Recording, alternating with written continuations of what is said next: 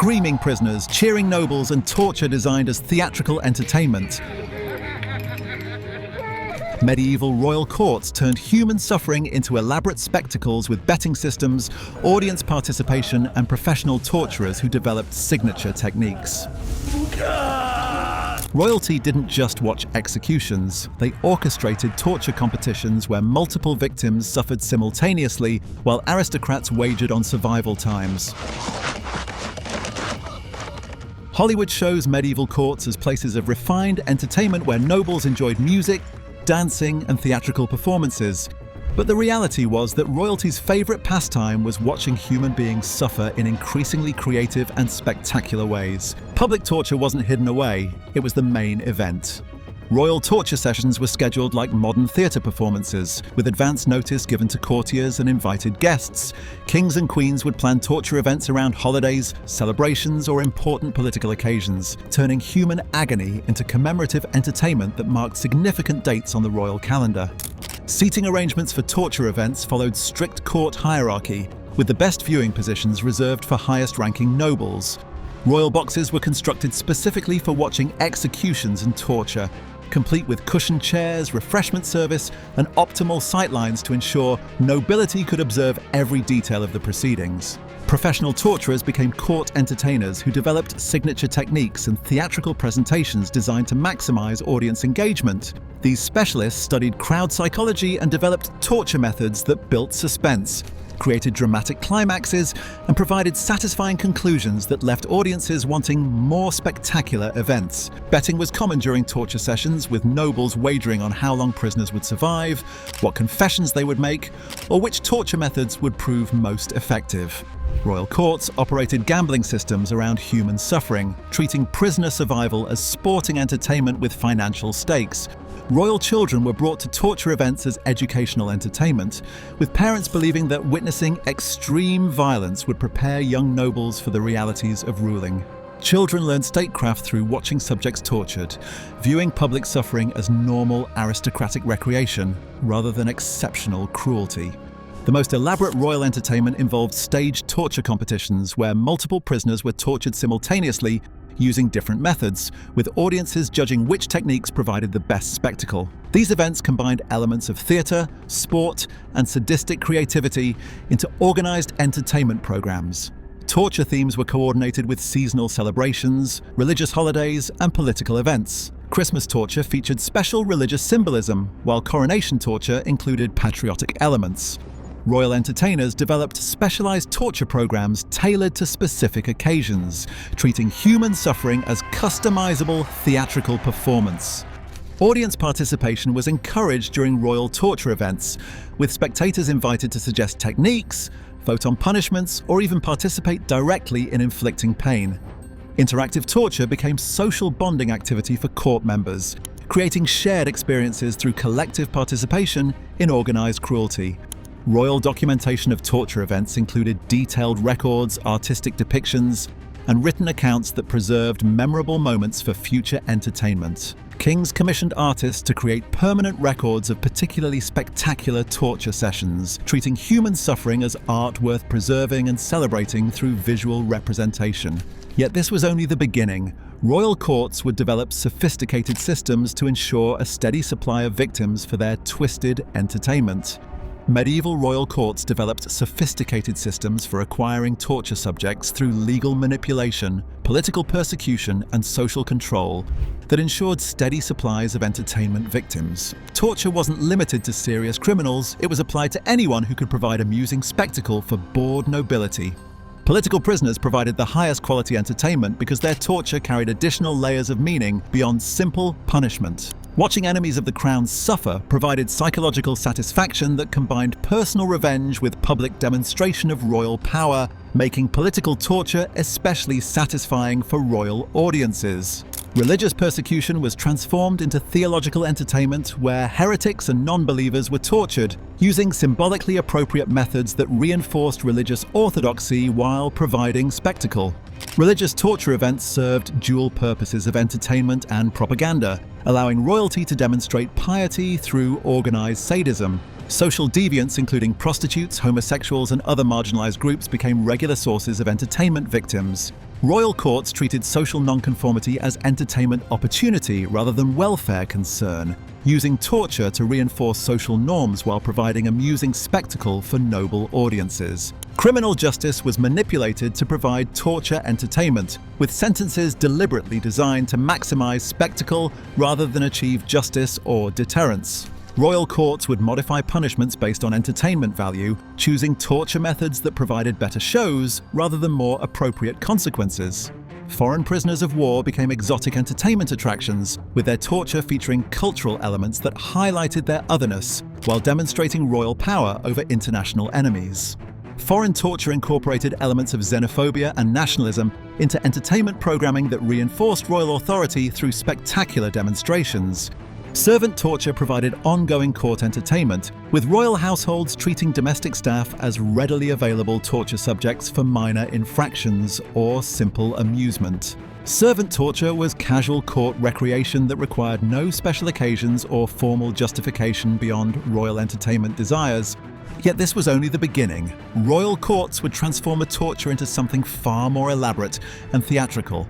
Royal torture evolved into increasingly elaborate productions that incorporated multiple art forms, theatrical elements, and technological innovations designed to enhance entertainment value while maximizing prisoner suffering and audience engagement.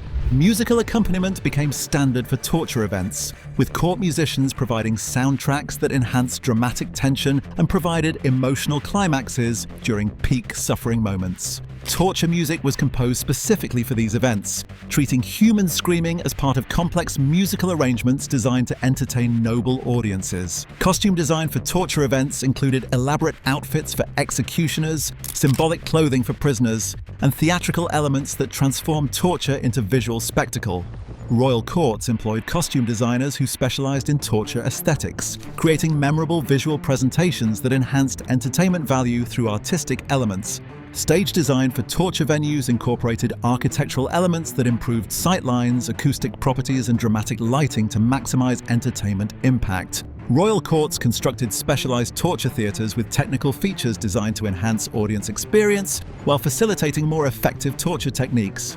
Narrative elements were added to torture events through storylines, character development, and dramatic arcs that transformed random suffering into structured entertainment with beginning, middle, and satisfying conclusions. Royal entertainers developed torture scripts that provided narrative coherence while maintaining audience interest throughout extended events.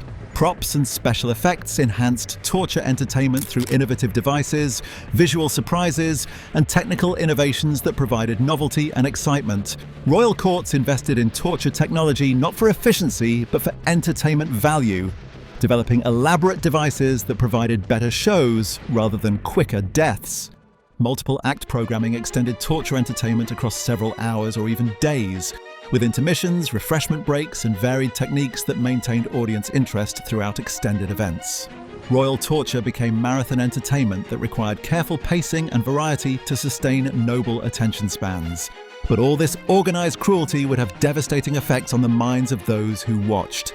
The psychological effects of torture entertainment on royal audiences created social dynamics that normalized extreme violence while reinforcing aristocratic superiority through shared participation in systematic cruelty toward lower-class victims. Desensitization to violence occurred rapidly among court members who attended regular torture events, with escalating extremity required to maintain entertainment value as audiences became accustomed to basic torture techniques. Royal entertainment required constant innovation in cruelty to satisfy audiences whose tolerance for violence increased through repeated exposure. Social bonding among nobles occurred through shared torture experiences that created group cohesion based on collective participation in cruelty. Court members developed friendships and political alliances through mutual enjoyment of torture and entertainment, using shared sadistic pleasure as foundation for social relationships within royal circles. Power reinforcement was achieved through torture entertainment that demonstrated royal authority over life and death while providing visceral confirmation of aristocratic superiority. Watching lower-class subjects tortured reinforced noble self-image as naturally superior beings deserving absolute power over inferior social classes. Emotional release was provided through torture entertainment that allowed repressed aggression, sexual sadism, and violent impulses to be expressed through socially acceptable channels. Royal torture events functioned as psychological pressure valves that permitted noble violence expression without threatening internal court stability. Cultural transmission occurred through torture entertainment that taught younger nobles about power relationships, social hierarchy, and acceptable violence levels within aristocratic society. Torture spectatorship became aristocratic education that prepared young nobles for ruling through systematic desensitization to human suffering. Moral justification was developed through religious and philosophical frameworks that portrayed torture entertainment as divine justice, social necessity, or natural aristocratic right.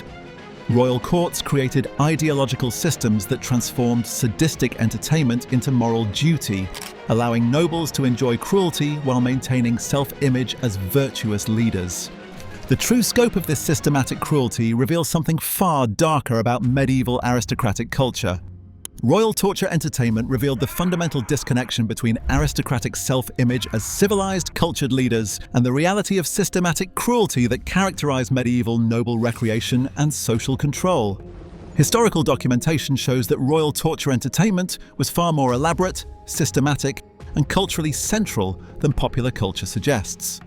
Medieval nobles didn't occasionally witness executions, they actively organized, enhanced, and celebrated torture as primary form of court entertainment that defined aristocratic culture.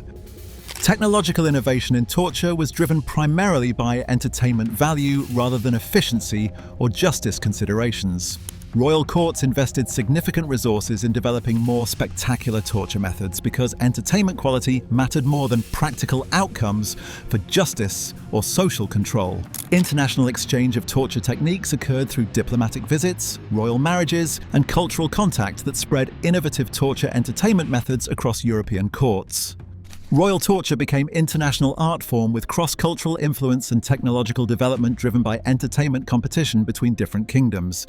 Economic impact of torture entertainment included significant court expenditures on facilities, equipment, personnel, and events that made torture a major budget category for medieval royal households.